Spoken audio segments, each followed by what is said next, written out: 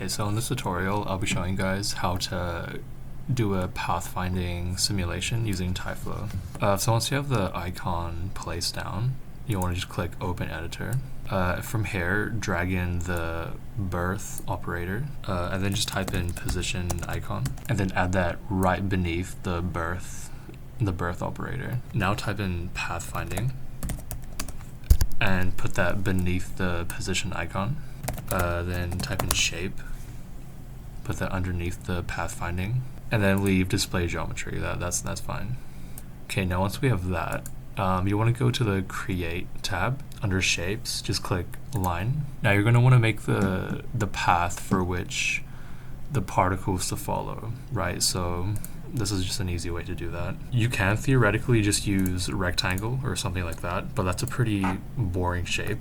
If you want to mimic like a streetscape or like a road, or just some sort of more complicated pattern, using line is good for that. Once you have that, go to the Modify tab, type in offset, so yeah, spline offset, and you should have something like this sort of like weird looking shape. Now to fix this sort of like weird thing going on here, under parameters, having spline offset selected, change the end type to open round.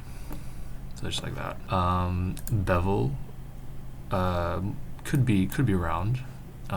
It can be squared. It doesn't have to be for it to work. But just round it out like that. And then remove keep original spline. So it's just like this. If you want to change the width of this shape, just reduce the distance.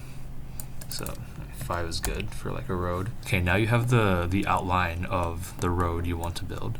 So having it selected, under modifiers, go to conversion, and then turn to mesh. Right, now back in the Tyflow editor, under pathfinding, you're going to want to scroll down to meshes. So just click pick, and then pick the mesh that you just created. So essentially this tells Tyflow that, hey, like this is the road that I want the particles to follow. Now you're going to want to set a destination point. So essentially the point where the particles end their journey. So you can just create like a little box at the very end. Make sure it sits within the mesh and not outside like this.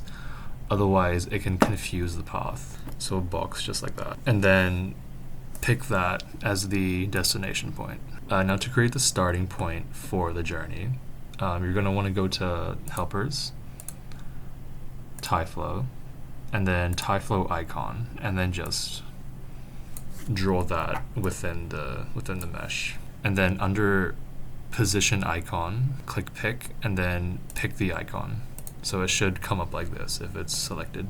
So now you're going to want to tell Tyflow which shape you want your particles to be. So, you know, for example, if you want teapots going along this path, just make like a teapot icon anywhere in the model is fine. And then under shape, click add selected, and that should select the teapot. Now if you click play down the bottom here, play animation, it should simulate the particles along this mesh. So this line, this purple line in the center, is essentially the line that the particles follow. Now if your path was hypothetically a really long path that you wanted to create, so that this is pretty short, but for comparison, if you had a long path and you're wondering why the particles don't go to the very end of the simulation, that's because you don't have enough frames for which the animation to play to. So under here, under time configuration, click that, and then under animation, set the end time to a larger number. So like maybe 1500 is good. And so that'll give it more time to complete until the end. Increasing the end time, however, can increase lag in the model because Tyflow is essentially doing more calculations at the same time. So yeah, that's how you create a particle simulation in Tyflow using Pathfinder. This can be really good for determining different networks and how fast things go down roads, for example. So like you can calculate the velocity, you can increase the speed and decrease it.